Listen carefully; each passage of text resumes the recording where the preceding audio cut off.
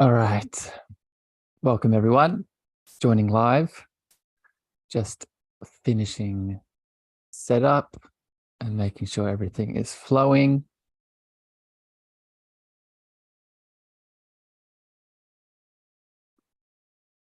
Okay. Looks like we're all good.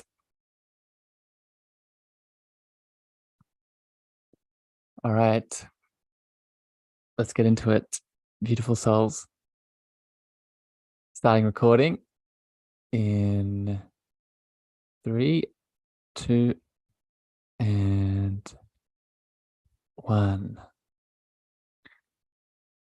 Good morning, evening, afternoon, magical beings. Welcome back to the show. Welcome back to another solo-sode with me and myself, and you, of course, here on the Cosmic Love Antenna.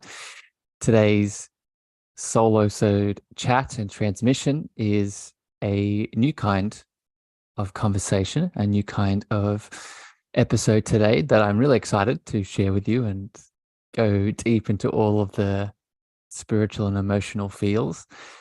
But before we do, as always, I want to welcome all the people joining live today, either on Facebook, LinkedIn, and YouTube, or you're listening on the podcast. Welcome to the show. If you get a bit of value out of this chat, as always, please remember to share this out with a lover, a friend, a family member. And if this hits your heart today, leave your feedback, your comments, your insights over on Apple and Spotify. And that helps the show expand its love. I would recommend, if you are watching live today, something that will move through you in this conversation that we have around poetry. As things are coming up, pop it in the comment section, pop it in the chat. And I'd love to hear your thoughts, your feelings, and any questions you might have. So with all of that, what are we doing? What are we talking about today? What are we diving into? Today's solo-sode is on all things poetry, healing with poetry. And I'm going to share some of my spiritual poems from my heart to yours today, to share some teachings and some spiritual understandings around some important topics that can help you pull back the layers, restricting health, alignment, and your spiritual love. I also want to set the intention of sharing my frequency a little bit deeper than usual and inspire you to tune into your creative process. And that might be poetry. That also might be something else entirely. But remembering that your beautiful love frequency, the unique presence that is you, it speaks in many ways. And one of those ways might be poetry. So I'd encourage you to open your heart today and really receive this and let it move through you and see what comes up. Before I share my first poem here, I want to talk about why this is important. I want to share a quote. And the quote is, "Heartfelt poetry is an echo, asking a shadow to dance." When we share our love and our expression through poems specifically, I've noticed that it does something very special. It heals, it alchemizes, it pulls back a lot of the layers that you may have been stuck in prior. And I want to be very clear, you do not need to be a special kind of person to be able to connect to and tune into poetry. Everyone has this ability, but you have to be courageous enough, confident enough, open enough to dive deeper. And today, I hope to inspire you to do that through the love that I will be sharing. I'm going to put some resources in the show notes of this episode. I'm going to put another episode I did on poetry. I'm also going to speak about this at the end, but I have just recently launched with my beautiful friend ZenGen a poetry container where you can receive transmissions like this and also go deeper into this healing, inspiring, poetic transformation. So I'll put that in the links in the show notes. I'd also recommend you check out my book, where I speak a lot about this unique frequency that you can express through poetry. All right. So with all of that foundation, I'm going to start today by I'm going to share 3 poems today and speak about the teachings around them. And the first one, appropriately enough, is called Healing Spoken Poetry. In the world of expression where feelings confide, I listen to verses seeking solace inside. For within the words and the rhythm's embrace lies a balm for the wounds, a calmness to face. Through sonnets and stanzas I open my heart, releasing the pain, allowing my shadows to part. Each syllable dances, each metaphor weaves, a blanket of healing that my soul retrieves. The mistakes that were buried now tenderly laid, in the lines that caress spoken lovingly and conveyed. The verses like bandages bind up my strife, embracing my sorrows, bringing forth new life. For poetry holds the remedy to soothe, to breathe life anew where darkness can move.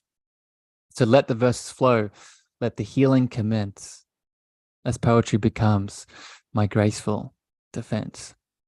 With every word spoken, a piece of me lets go, transforming the tightness into treasures I know. In the sanctuary of verses, I find resolution. Within spoken poetry, my heart has its solution. So this first poem, as you can feel in many ways, has some significant teachings that we can open our hearts to. The first is what I was talking about as I started this chat, this idea of channeling pain back into love, and specifically alchemizing pain back into love. We all have this option. We all have this opportunity when we are in the pain, when we are identified by our stories, our beliefs, our limitations, our shadows. It's easy to think that we don't have a choice. But we do have a choice. We always have a choice. Sometimes we get lost in the thinking that by not choosing, we're not making a choice, but even no choice is a choice. What I'm getting at here is we can all choose in the moment of darkness and resistance and heaviness. We can all choose to channel and alchemize our pain. We can all choose to channel and alchemize our pain back into love. And there are many ways to do this. But one of the ways I'm proposing and offering you here today, welcome Rose, I see you joining in the chat. One of the ways I'm offering you here today is through the poetic expression, right? Either the writing, and I'm going to speak about speaking here in a second, but just the writing of prose and poetic flow can help you alchemize that pain back into love and light. I've noticed it in every single poem that I've written. This is not a Harrison thing. This is something we'll have access to. I want to share a phrase, a term here called holding the tension of the opposites. And what this is referring to is being in a energetic space and place in which you can hold yourself. And I'll speak more about this later, this holding phenomena, but just in this moment, get this idea in your head where you hold the tension of both polarities and you don't do anything, right? You hold the tension of your darkness, your pain, your resistance, your heaviness, and you hold the tension for the potential of healing, for love, for light, and you just sit in it for a moment. You don't force, you don't push, you don't expect anything. And it's often in this holding, in this staying, in this groundedness that answers and solutions come. So we can do this through the written word, right? We can hold our pain as we write, right? We can feel our feelings as we write. We can feel and express our heaviness as we speak our poems. And that's where the throat chakra comes in, right? This is spoken healing poetry. In the poem that I just read, it's not just writing the poem, but speaking it. If you've listened to this show to any degree, heard me speak about the chakras, you know the power of the throat center. Throat center in its ability to express and release that which needs to move. Right? When we speak anything that we've written, let's just take it out of the realm of poetry for a moment, that allows more energy to flow. So if we've transfused and infused our pain and our desires and our shadows into a poem, and then we speak said poem, we are now giving another avenue for release. I've seen myself have a different layer of release in writing the poem and then speaking it, 2 different stages of release. I've seen this in other people as well. They've almost been surprised. They've written the poem and they've been emotional, beautiful, but then they read it, and then there's almost like a second layer, a deeper layer that has been allowed to move. And this is exactly what it is. Think about what your emotion is. It is energy in motion. What are you doing when you speak? You're allowing those words, that emotion, to move. So speaking the poem, and I don't mean speaking to someone. You don't have to speak it to anyone. You can just speak it by yourself. And it has this effect. However, I will add a little asterisk here. If you can speak it to someone, in front of someone, as they witness you, this adds a third dimension to this. That person's not there to critique, to give you analysis, to mark you wrong or right. They are there purely to add in their presence of divinity so you can share yours through the poetry, so you can release and come back to yours through the poetry. So that is the third stage. Reading your poem in front of someone adds another deeper layer of transformation. Right, Rose, you're saying, yes, I'm learning how to do this. Yeah, I see it, Rose, and I'm really proud of you for leaning into that. So the last thing I'll share here on this poem and this idea of speaking poetry and channeling the emotion and feeling, when we speak and share a poetic expression, especially if there's a lot of pain and shadow and a desire to heal within it, we're also doing something very spiritual. When we release and channel our pain back into love, out into the world, what is God? God is everything. God is everything that is you, everything that is inside of you. It is also everything that is outside of you. So at a very spiritual layer and level, when you speak poetry, and that poetry is full of your pain and shadows, you're also handing it over to God. You're also handing it over to your higher power. You're handing it over to your divine will.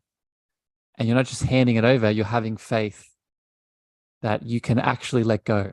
You can release. You can stop holding on to the shadows. You can stop being identified by the pain. So you're surrendering in many ways. You're accepting wherever you're at and having faith that the pain and the healing is inevitable, that you'll be able to move through it. So, something to consider. Okay. Let's keep it flowing. I'm going to read another poem here now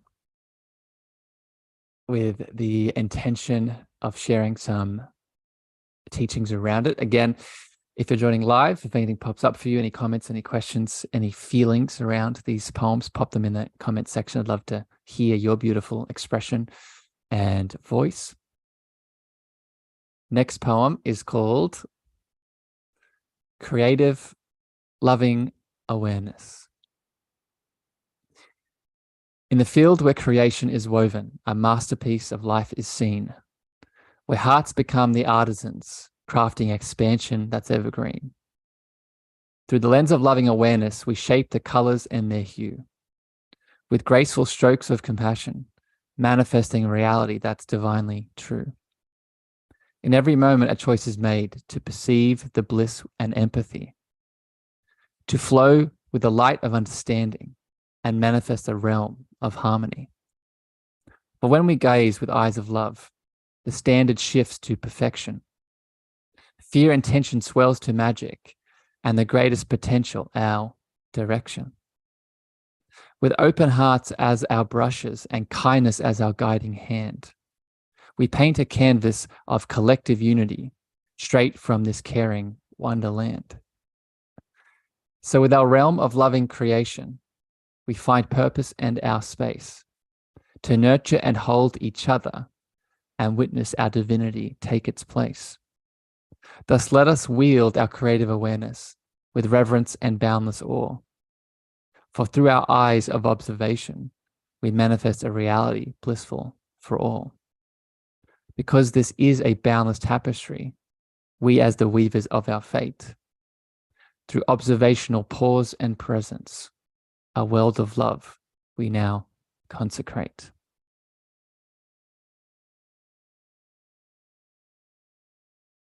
So this poem has some deep teachings that I'm excited to share. And I'm going to begin actually by continuing the reading here into a poem, into a quote from Rumi. And Rumi's quote is, "Beyond all wrongdoings and right doings, there is a field. I'll meet you there." And this field is made of this creative, loving awareness. This creative, loving awareness that we have the divine power and, again, choice to tap into at any given moment to create a new reality. To create a new reality in which we are free. Free from what? Free from limitation. Free from that negative thought pattern, free from that shadow, free from that, insert the thing that is holding you back. Because in reality, there is no wrong or right. There is just our current perception or our current state of consciousness that is always in flux, that we can always change, that we can always create anew. So this loving field of awareness is a state, a frequency that we can all learn to flex more often. If you have heard me speak about the inner child before, I often refer to a term or a phrase or a practice of holding the child. And what I mean by this from an inner child lens, let's say that you have just ended a relationship. And in that relationship, there were some deep wounds of rejection, deep wounds of abandonment. And that inner child is playing up. That inner child is feeling in pain, is feeling wounded. Well, one way that you can activate this creative field of awareness is by holding the child. What do I mean by that? What do I mean is tuning in to that piece of you, that part of you, in this case, the inner child, that feels abandoned, feels rejected, that is projecting, creating a reality a reality in which you don't want. And you can hold that child. Hold that child in what? In your loving awareness. Hold that child in your field of love. Tap into the observation of where that child is playing up in your being, where you feel it. right? Often we feel an inner child wound in our heart, in our throat, in our belly, right? Different areas. But you bring your awareness, observe it, and then hold it. But you don't just hold the child. You don't just bring your loving awareness. You also do something else, and this connects also to the first poem. You also surrender and let go. You surrender and let go into what? You surrender and let go to being held by love, by your divine, and I would say divine feminine love. But when we hold ourselves, when we observe ourselves, we are observing and becoming aware from a place of unconditional love. So practically what this means is we must not only activate this awareness, we must also give ourselves permission to surrender and let go into it. Surrender and let go into that love. Right? Just like a second ago, I talked about speaking and surrendering and letting go as we speak it out. Now we do the same thing, but we do it within. We surrender and let go within. We bring awareness to in the example that I gave, the inner child wound. We hold it in our love, but we tell the inner child, which is us still, right, that it's okay to let go. It's okay to surrender back into the love to be held. And for many people, that may be enough to finally detach. Good morning, Jade. I see you there, my friend. Thank you for popping in. That might be enough to finally move on from the thing. And why is that? Why is that so? Why might that be enough? Well, again, I'm going to quote someone here, the powerful scientist that is Greg Braden. Greg Braden says, the act of observation is an act of creation unto itself. We know through a quantum perspective that the pure observation on reality changes reality. Right? It's the observer effect.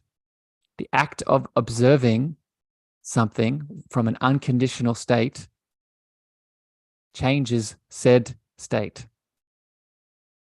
So just observing our inner child wound of abandonment from a space of creative unconditional love changes it, helps it shift, helps it move, helps it release.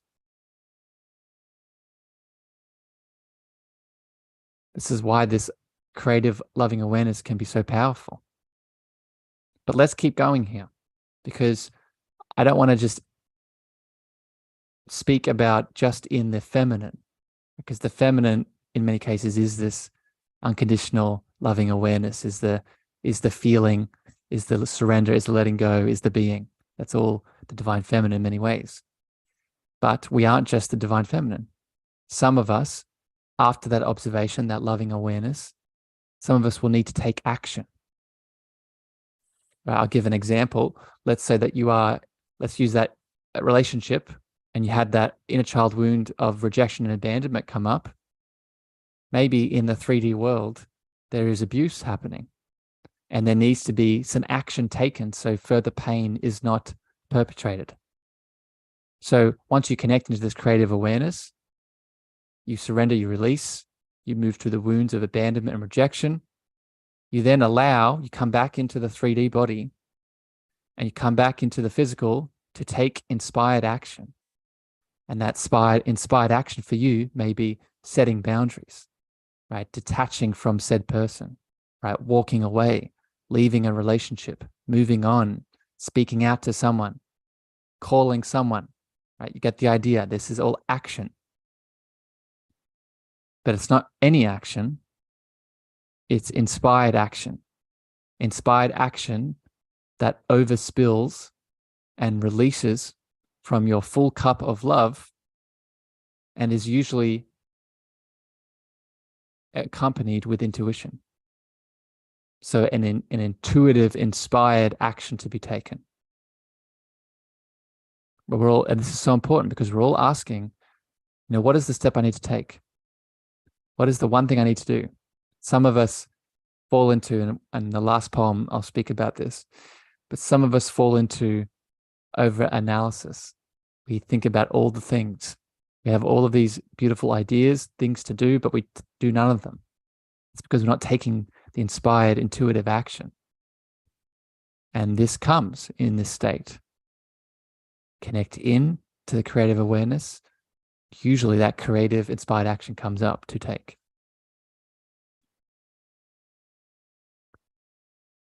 So I'll end it there on that one, but I hope that resonates and hits you here from this poem. I want to welcome people that are joining live. Again, if this hits you today, any comments, any questions are coming up, add it into the chat. If you're listening on the podcast, would highly encourage you. I got one more poem here to share, but I'd highly encourage you to allow these words and these poems to move through you and notice how the frequency hits you.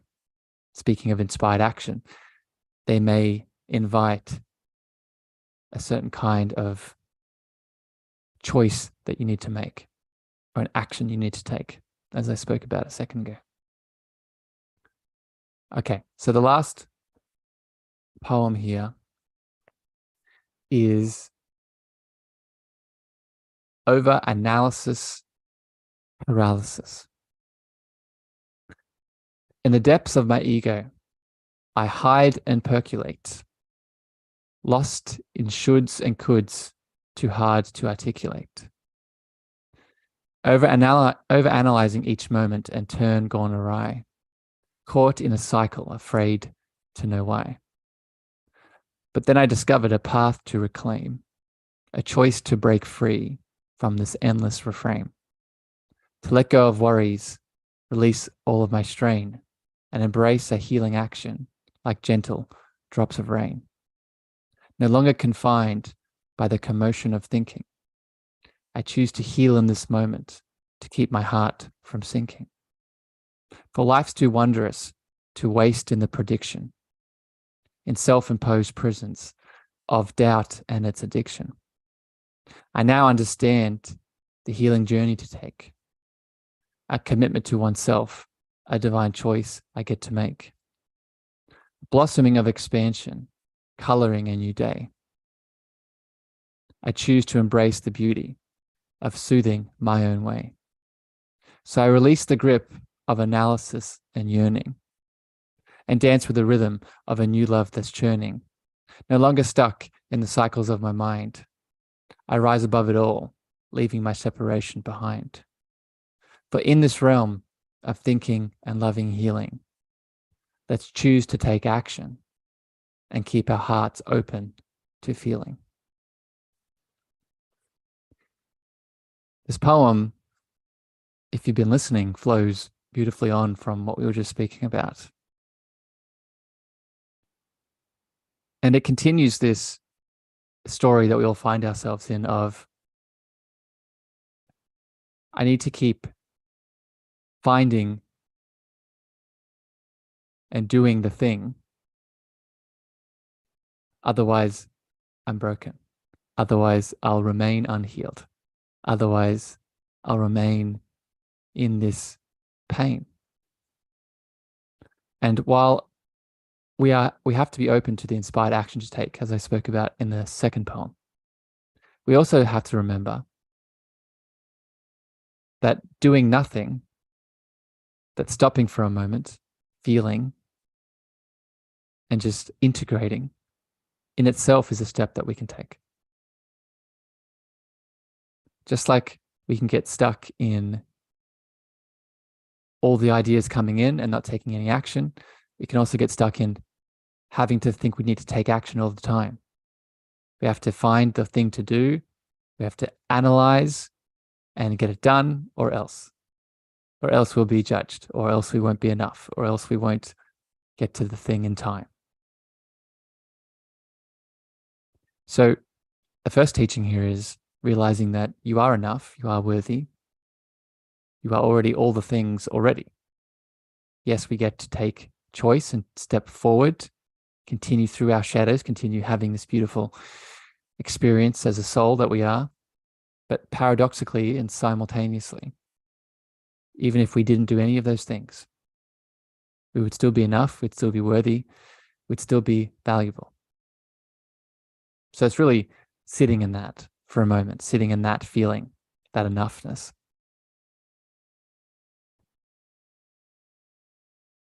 It's also remembering that once we go through something traumatic, so let's keep using the example that we gave earlier of the inner child wound of rejection and abandonment. One of the reasons we get stuck in overanalysis paralysis is we keep looking for the root cause of the shadow, of the pain. And I'll be the first to put my hand up and say that it's important to get to the root. It's important to get to that inner child need that needs to be met. I spoke about that in the first poem. But there is a limit. There is a point of diminishing returns. And there comes a moment in time where we have to look back on our inner child. That's technically, it's in the past, but remember the past is in the present. So there's really no time. But if we want to just stay linear here, we look back on these past choices that we've made that we may be holding judgment, shame, guilt around. And there comes a point where we need to, again, surrender, release, forgive, and let go. I want to share a beautiful quote from the book Return to Love by Marianne Williamson. And the quote is, "All that is real in the past is the love that we gave and the love that we received." All that is real in the past is the love that we gave and the love that we received. And what this highlights is it's so easy for us to get stuck in the paralysis of becoming identified by the thing we should or shouldn't have done, by the pain that is moving through us, by the shadow that's moving through us. And we forget that what is the most important thing to do is to come back to love. So while we must not spiritually bypass, and we must hold a space in our heart for the shadow that needs to be seen, we must also make sure that we're continuing to come back to our spiritual loving baseline and taking a step forward from there, not taking a step forward from not enoughness, of shame, of guilt, of unworthiness. Stepping forward, taking one step forward in love. And that step may be finally letting go, finally releasing, finally giving yourself permission to let that inner child wound be alchemized back into your heart, back into love.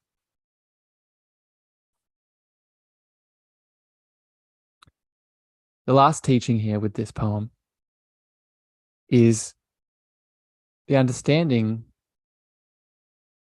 that we must all come back to, that we must all embody. And when I say must, you don't have to do anything, but I would encourage you to avoid suffering, to open your heart to this, is that there's in this universe, not only is everything happening for a reason, everything is happening for you. Everything is working out for you.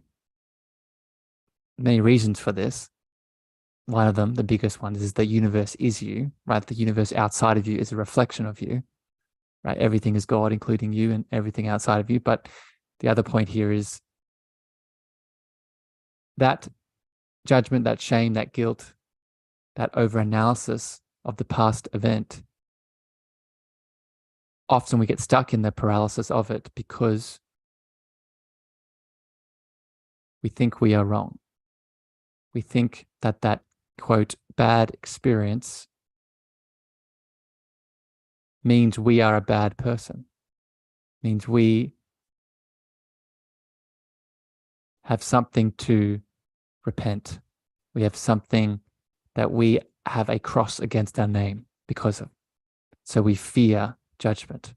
We fear that we are, again, bad, evil, shadowy. But it is here we can remind ourselves that that bad experience, that negative experience, that shadowy experience, that painful experience, it too was happening for you. It too was working out for you. But we can only get to that space and place if we first open our heart to this. The easiest example to highlight this is any pain in your life. Let me ask you a question. In hindsight, did that pain bring you something? Did that pain give you a teaching? Did that pain help you learn and become more? When I ask myself that question, the answer is always yes. So just this point in itself shows everything is always working out for you. So this may be needed to be repeated. This may be needed to be affirmed if you're in this overanalysis paralysis, to help you take that step forward, or to help you finally let go, release, and move on.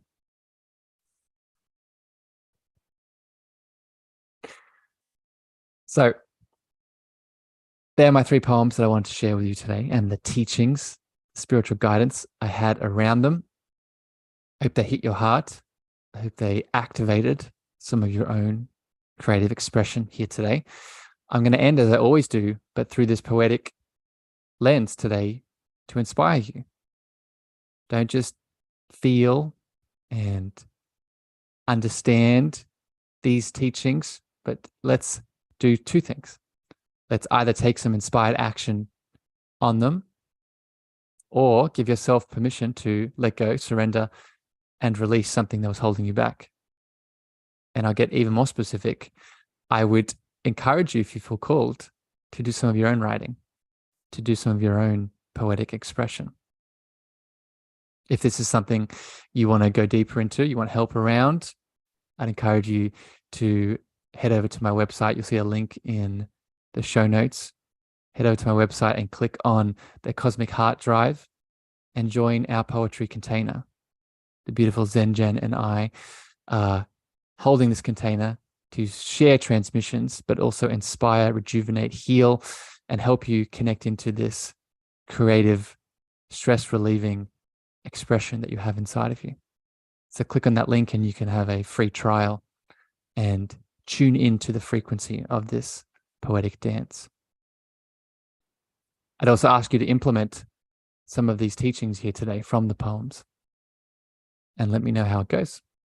If you need deeper support around any of these teachings, this is what I do in my mentoring and coaching. So reach out, we can have a talk about what that looks like as well. But as always here, beautiful beings, until next time here on the show, I'd encourage you to share this out far and wide with someone that you think can support and inspire.